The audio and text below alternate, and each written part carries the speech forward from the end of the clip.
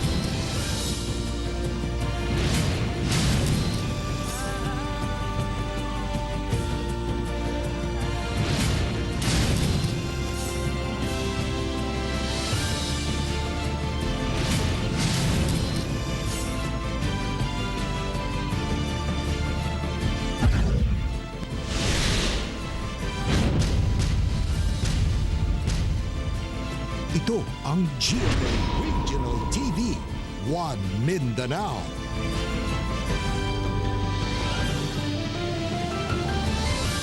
May hapon Mindanao, ini ang GMA Regional TV 1 Mindanao. Hatod namo ang pinakadagkog, pinakulahing balita sa Mindanao. Ako si Tecmo Campo. Sara Hilomen Velasco. Real Suroche, live gikan dinhi sa GMA Davao Complex.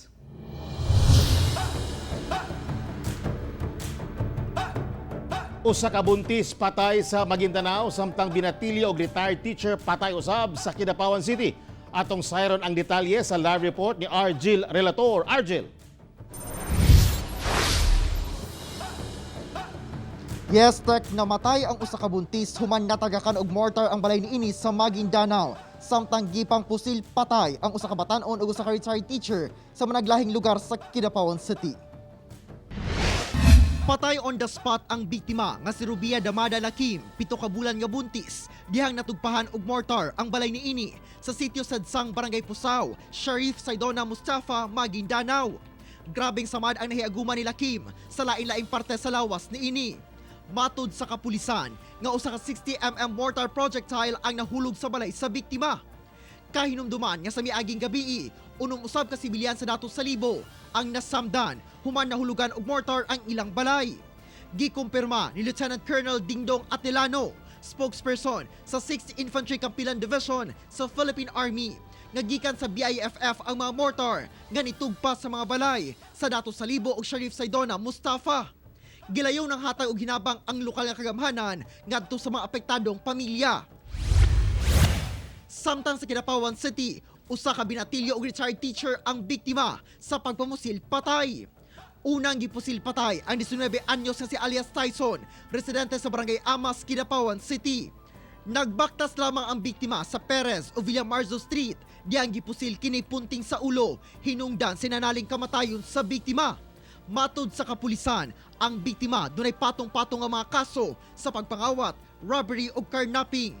Sa laing insidente, kalit usab pusil patay ang biktima nga si Ofelia Castellano, 68 years old og retired teacher. Kalit kuno kining gipusil punting sa ulo samtang sakay sa tricycle. Away pamilya ang usa sa anggulong gitutukan karon sa kapulisan. Karong bulan lamang sa Disyembre, 4 na nga kasong pagpamusil patay ang natala sa Kidapawan City. Tek, wala pa'y opisyal nga pahayag ipagula ang BIFF sa pasangil nga sa ilahan nagikan ang katong mortar nga mitugpa sa pipila ka mga kabalayan sa Maguindanao. Samtang parayon pasab ang investigasyon sa Kidapawan City Police labot sa mga insidente nga pagpamusil sa maong syudad.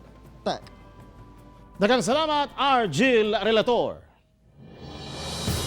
Mga kontrabando nga gipalusot sulod sa mga jail facilities sa Northern Mindanao gikumpiska sa Bureau of Jail Management and Penology o BJMP. Atong sayron ang detalye sa live report ni Cyril Chavez. Cyril.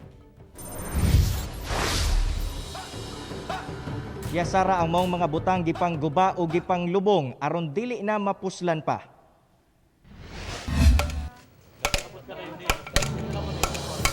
Mga cellphone, hinagiban, sigarilyo o mga ilimnong makahubog ang pipila sa mga kontrabando nga gipangguba sa mga personahe sa BJMP Region 10 karong buntaga.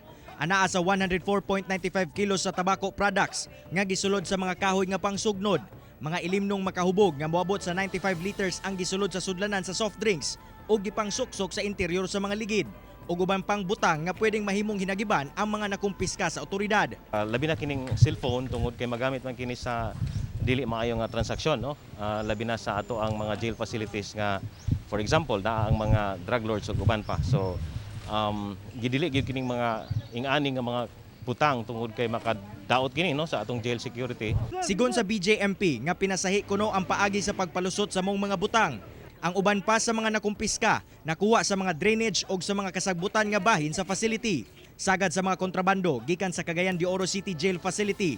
Samtang ang uban nagikan sa Iligan, Ozamis, Hingoog, Malaybalay ug Valencia City Jails. Padayon sab kuno ang Upland Greyhound sulod sa facility aron madakpan ang mga kontrabando nga nakalusot sa ilahang security measure. Of course naagid po'y magpayuhot nga atong mga PDL ug ilang mga paryente mo na nga naningkamot atong mga jail officers nga ato gid kini silang masapon diha pa sa gate o bisan unsa nga paagi nga ilang buhaton is kita pod is kinahanglan a step ahead, no.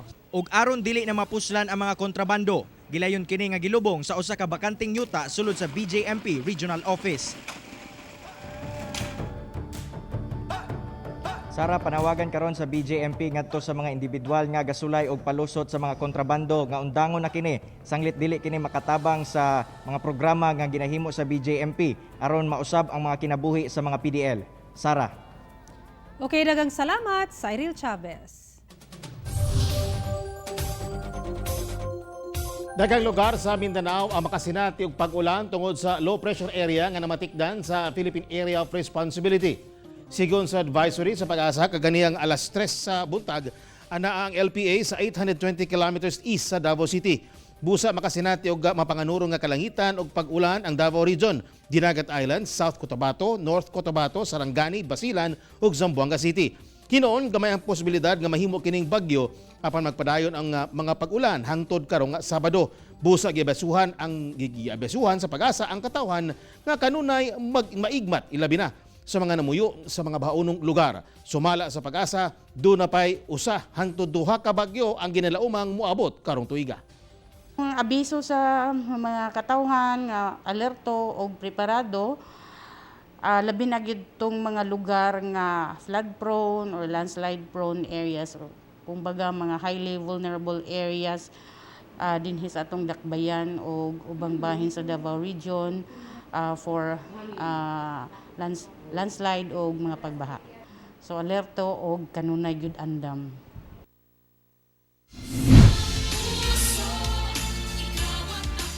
Mga driver sa pampublikong sakyanan sa Davao City gipang para sa mga personahe sa City TMO. Gipang tikitan kaha, aniya ang detalye.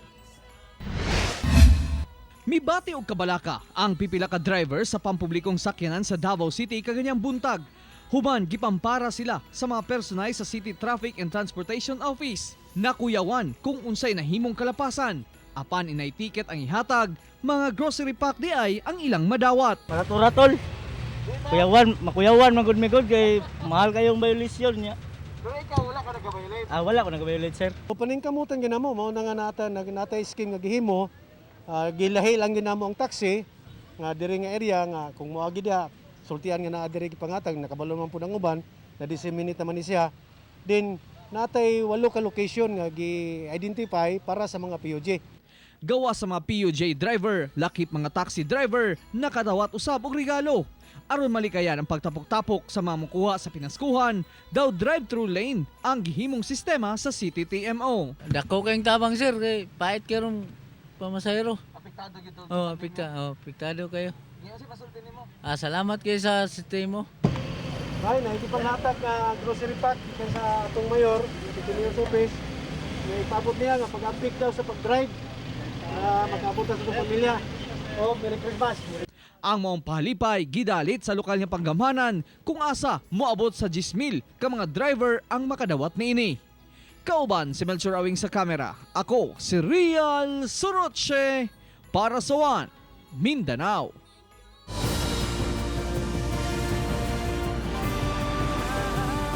Ito ang GMA Regional TV, One Mindanao.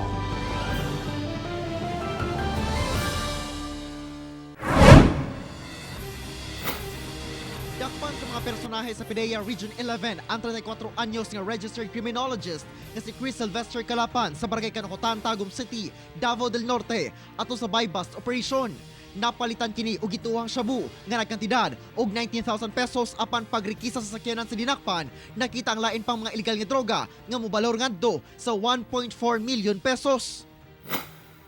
Sa Tagum City gihapon, 12 ka mga individual ang naabtan sa gituhang drug den nga nagabatak og illegal nga droga sa usa ka balay sa Barangay Mankilam. Lakip sa mga dinakpan ang usa ka nurse nga empleyado sa lungsod sa Davao de Oro. 12 ka pakete sa shabu ang nakuha sa lugar, lakip na ang duha ka pistola. Sa Davao City, dakpan ang 28 anyos nga lalaki nga si Alvin Arancon sa Turil Police at sa buy-bust operation nga ipahigayon sa Panakan. Si Arancon ana sa listahan sa Directorate of Intelligence nga gadula og illegal nga droga. Samtang nasikop usab ang trabahante sa City Treasurer's Office nga si Al Sherwinang, 40 anyos og driver sa maong buhatan. 15,000 pesos sa gituhang illegal nga droga nga gisulod sa chocolate bar ang napalit sa operatiba sa Talomo Police ato sa gilusad nga buy-bust operation. Sa Digos City, Davao del Sur, dakpan sa kapulisan ang usa ka Jafet Sode. Human napalitan og gituhang droga ato sa buy-bust operation. 4,000 pesos sa kantidad sa illegal nga droga ang napalit kaniya.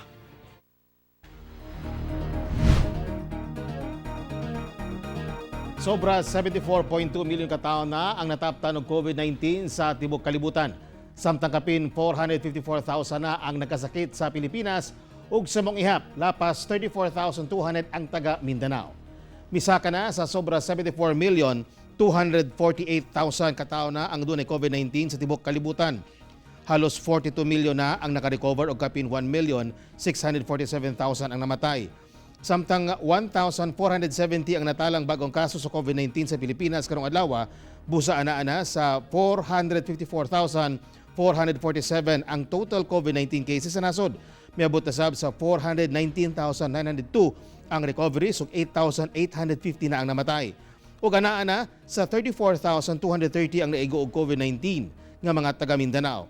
28,424 ang naayo na ug 1,296 ang namatay. Kapin 40 na ka-nurse sa General Santos City ang nagpositibo sa COVID-19.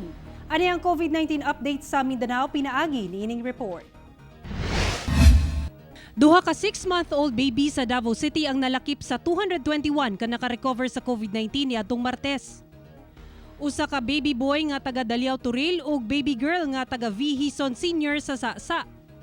Samtang nanguna ang Davao City sa dunay pinakadaghan og COVID-19 cases sa nasod kagahapon nga anaa sa 126.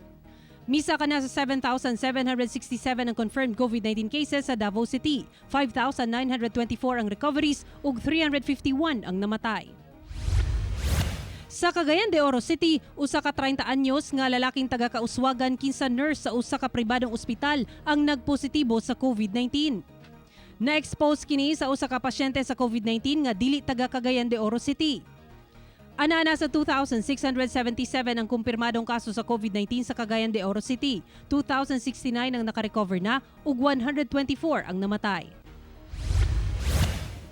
Sa General Santos City, usa ka 35 anyos nga babaeng nurse nga taga Barangay Ligaya ang nadugang sa mga nurse nga nagpositibo sa COVID-19 sa syudad. Sa kinatibukan, 48 na ang mga nurse sa syudad nga nagkasakit og COVID-19. Dunay 1,257 ka kumpirmadong kaso sa COVID-19 sa General Santos City, 1,125 ang naayo na ug 54 ang namatay. Sa Zamboanga City, gipahimangnuan sa Zamboanga City LGU ang mga resort owners sa syudad nga kinahanglang kontrolado nila ang ihap sa mga guests, ilabi na karong Kapaskuhan kay kundili sila ang manubag kung duna sila guests nga mula pa sa health protocols. Duna nay record ang LGU sa mga lisensyado ug dili lisensyadong resort nga target sa compliance team alang sa inspeksyon. Samtang daan ang gibawal sa Zamboanga City LGU ang pagtapok-tapok karong Pasko ug bagong tuig, apan gitugutan niini ang mga kasal nga nakaschedule na karong bulana. Apan dapat kontrolado ang ihap sa mga tawo ug oras sa aktibidad. Kinahanglang dunay permit gikan sa barangay, dunay floor plan o programa para sa City Tourism Office alang sa assessment. Miabot na sa 3,527 ang total COVID-19 cases sa Zamboanga City. 3,170 ang recoveries ug 158 ang namatay. Ako si Sarah Hilomen Velasco para sa One Mindanao. Mga bata, wala gitugutang makasulod sa simbahan sa Kidapawan City sa ikaduhang adlaw sa Misa de Gallo. Dagsa gihapon ang mga deboto sa simbahan sa Kidapawan City alang sa ikaduhang adlaw sa simbang gabi. Gani adunay magkabanay nga misulay sa pagdala sa ilang mga gagmayng anak sa simbahan apan wala kini gitugutang makasulod. Wala kini makalusot tungod sa gipatumang 1 entry 1 exit policy aron masiguro nga ang tanang manimbahay nakuhaan og temperatura, nakasulog og face mask ug face shield. Ang mga bata nga nagedad 7 pa ubos nga gidala sa ilang mga ginikanan naharang sa mga marshal. Ang uban nga naharang, nagpadapli na lang dool sa entrance samtang ang uban nanguli na lang. Giklaro sa Our Lady Mediatrix of All Grace nga wala sila magkulang sa pagpahimangno sa mga manimbahay nga mutuman sa gikatakdang health protocols. Nangayo sab sila og pagsabot ngadto sa mga debotong wala makasulod nga wala misunod sa health protocols batok COVID-19.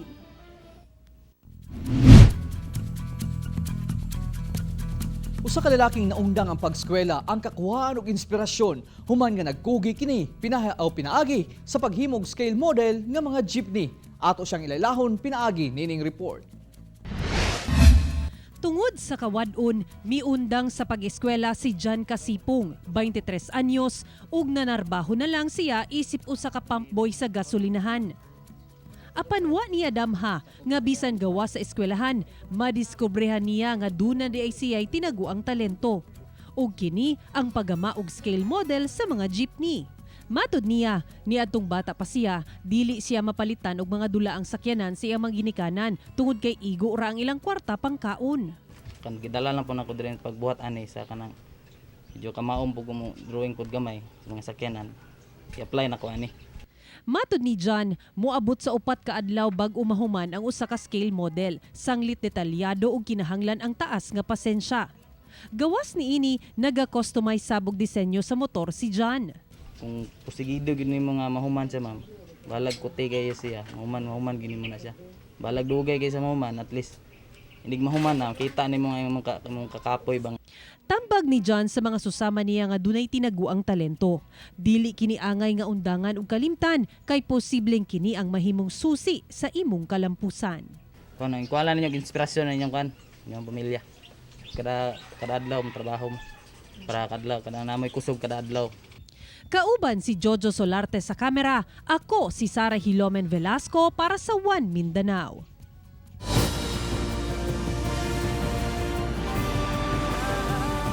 Ito ang GMA Regional TV, One Mindanao.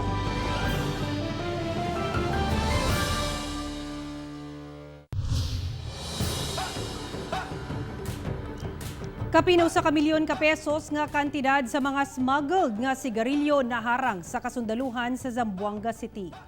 Ana sa 53 ka karton sa smuggled cigarettes ang naharang sa mga sundalo sa 74th Infantry Battalion sa Philippine Army sa Barangay Sangali, Zamboanga City niadtong Martes.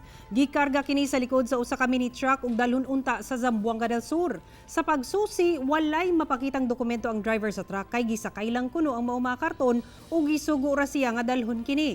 Ana sa Bureau of Customs sa mga smuggled nga sigarilyo nga nagkantidad og kapin 1 million pesos ug anaa sa kustodiya sa kapulisan ng driver alang sa investigasyon. Davao City Police Office gipasigarbo nga nagbalampuson gihapon sila sa pagpatuman sa health protocol sa syudad bisan nagpabilin pa ang COVID-19 sa Dakbayan. Taas man ang kaso sa COVID-19 sa Davao City, apan mapasigarbuhon gihapon ng kapulisan nga ginabuhat nila ang tanan aron mapatuman ang minimum health protocol. Aminado man sila nga nahimong nga dugang nga trabaho sa otoridad ang pandemya apan inay maluya nakadasig kini kanila alang sa pagbantay sa seguridad sa Dakbayan. Gani, tungod sa pagpatuman sa health protocol, sa 68 ka mga personahe nila ang natakdan sa mga sakit. May na lang kay asymptomatic silang tanan. Nanawagan sila sa kooperasyon sa katauhan aron hingpit ng matapos ang COVID-19 sa Davao City. Ang pulis po natin ay 12 hours pong nagtatrabaho. 2 shift po tayo sa isang araw.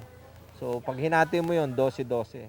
At ito nababawasan pa to kasi uuwi pa yung pulis. So pagpasok sa trabaho, so nadadagdagan pa yung 12 oras nila. So yung natitira nila sa pamilya nila, almost kaunti na lang oras. Senador Manny Pacman Pacquiao ng hatag og pinaskuhan atol siyang adlaw na tawhan karong adlaw. Dagang tao nagpaabot gawa sa mansyon ni Senador Manny Pacquiao aron timbayaon siya sa iyang birthday karong adlaw. Paggawa sa senador, midiretso na kini sa Barangay Tambler kung asa nang hatag siya og bugas, pagkaon og kwarta, alang sakpin usa ka gatos ka mga persons with disability o PWD. Ang kapitan na lang sa barangay ang mihatag sa mga gasa. Sumala sa senador, wala siya himuong garbosong selebrasyon agig pagtumad sa health protocol. Ang pamilya na lang kuno sa senador ang nagsalo-salo sa ilang mansyon.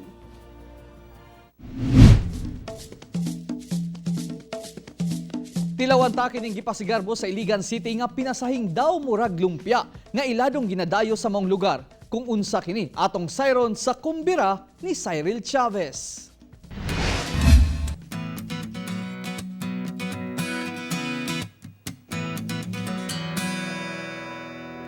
Sa unang tan-aw, susama lamang kini sa naandan nga lumpia. Sanglit giputos usab kini og lumpia wrapper ug gibutangan og karne ug gulay.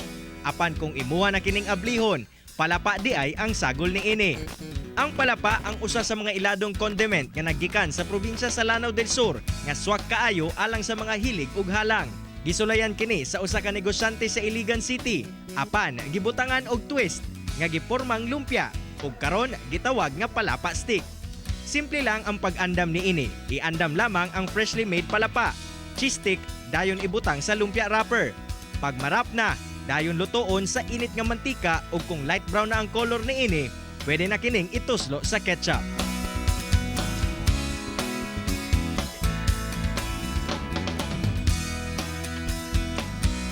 Ni-click siya few days, dagan na siyang ni-order noon. Muna karon nga isa siya sa mga bestseller sa food, sa menu sa food. Gani, usa lamang ang maghigala nga Judaong o Dustin Montes Claros sa mga misulay sa iladong pagkaon sa Dakbayan.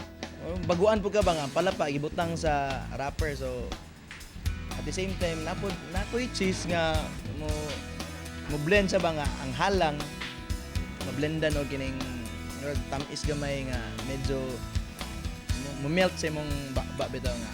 Pwede ka ba snack kay na murag gyapon siya murag kakaon kag lumpia. Lami gyapon. Busa alang sa mga buot mo tilaw ug maka-experience sa lami ang pagkaon nga palapa stick. Laag na sa Iligan City. Kauban si James Yap sa kamera. Ako si Cyril Chavez para sa One Mindanao.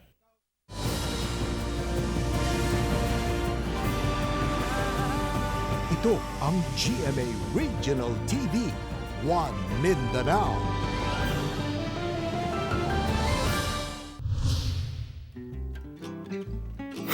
Megaphone para ug manglibak sila. Oh no! Ma-update sad mi, makadungog mi sa ilang gipanglibak. Peace and unity, kana lang. Karong panahon sa pandemic, daghan man pug nagpaipon. So kung ako'y patagon, bukas og sudan akong ihatag. Kaang og kamunggay. Tubig og tanglan. Pangkalusugan. Ako irigalo para sa akong mga silingan kay katong pearl sa milk tea. Oh no! Daghan kay na sa amo Bulak og kakabit. Kaya kay bisag pa ngayon bulak.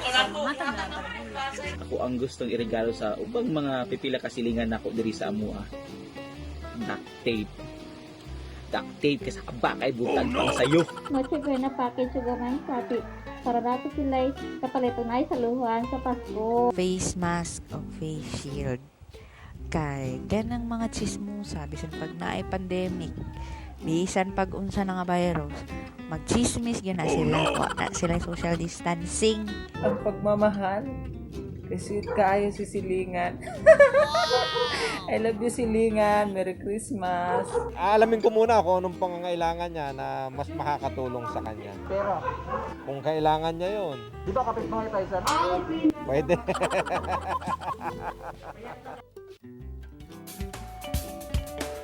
Good news alang sa mga Davaoenyo, nakuha sa Davao City ang second best competitive city award. Samtang mga health workers sa Davao City makadawat na sa ilang hazard pay. Anyang detalye?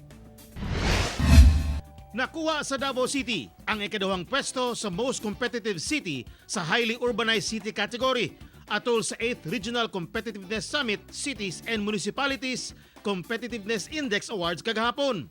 Mas taas kini kung itandi sa miaging tuig kung asa anaalang sa katulong pwesto ang syudad. Gikalipay sa Davao City Investment and Promotion Center o DCPIC ang mong award. Pipila sa gibasihan sa award, maong paglambo sa ekonomiya sa syudad, safety compliance sa mga negosyo, cost of living, mga dunay trabaho, reliable government services, utilities, infrastruktura o guban pa. Gamiton kuno ang datos niini alang sa policy making, development planning ug investment promotion.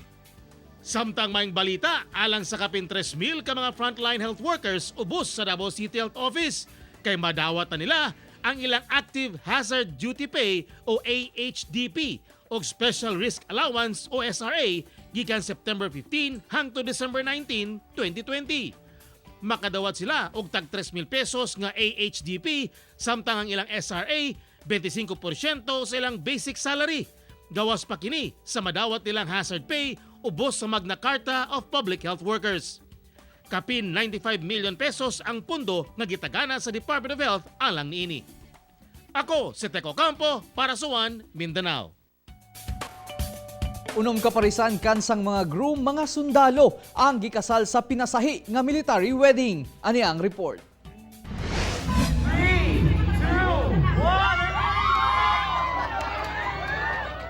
Wala mapugni sa pandemya ang pagbinayluay og aydu sa unom kaparisan kansang mga groom pulos mga sundalo sa 4th Mechanized Infantry Battalion atol sa wedding ceremony nga gipahigayon sa Barangay Nangka sa Baloi, Lanao del Norte.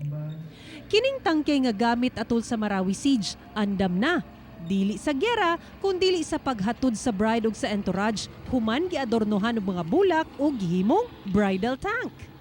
Nauna-hunaan kini ni Lieutenant Colonel Domingo Dulay Jr., ang battalion commander sa 4th Mechanized Infantry Battalion. Kay gawas sa responsibilidad niini sa nasud, importante ang pamilya sa kinabuhi sa usa ka sundalo.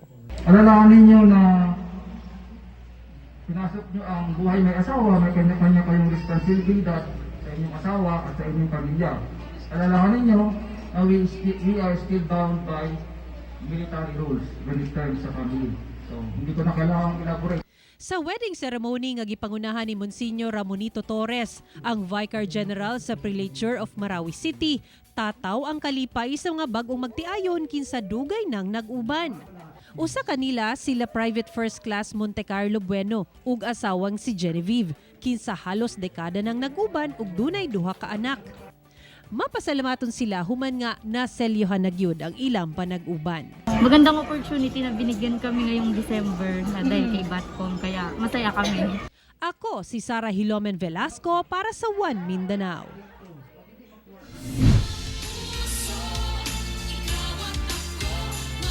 Mga sundalo sa Task Force Zamboanga nanghatag og pinaskuhan sa mga banay sa hilit nga lugar sa Zamboanga City. Kapin duha ka oras nga nagbaktas ug mitabok sa pipila ka sapa ang mga sundalo sa Task Force Zamboanga aron lang nga maabot nila ang sitio Santo Niño sa Barangay Sinunok sa Zamboanga City. Kapin 60 ka mga banay ang nahatagan og bugas, canned goods, mga sinina og sudlanan og tubig imnonon. Samtang 83 ka mga bata ang nahatagan og tsinelas ug pagkaon nagpahigayon sa magic alang kanila. Matod sa kasundaluhan, napili nila ang mga komunidad ka apektado ang mga residente niini sa pandemya. Rason nga dili nila mabaligya ang ilang mga produkto tungod sa limitadong biyahe sa mga sakyanan ug inguman ang kalayo sa lugar. Mga kapuso, 8 na lang yun, gaadlaw, Pasko na. Mga kapuso, way puwas ang among paghatod og balita. Bisitahin www.gmaregionaltv.com ug mag-subscribe sa official YouTube channel sa GMA Regional TV. Busa mga kapuso, ayaw paulahi sa madagkong balita sa daghang rehiyon sa nasod, subscribe na. Ug mo ka tumaulahing o dagkong balita sa Mindanao karong adlaw. Ako si Real Soroche. Daghang salamat sa inyong kanunay nga pag-uban kanamo matag adlaw. Ako si Sarah Hilomen Velasco. Tungod mga balita sa atong palibot, importante alang kanamo. Kini ang GMA Regional TV 1 Mindanao. Teko Campo, buong puso para sa Pilipino.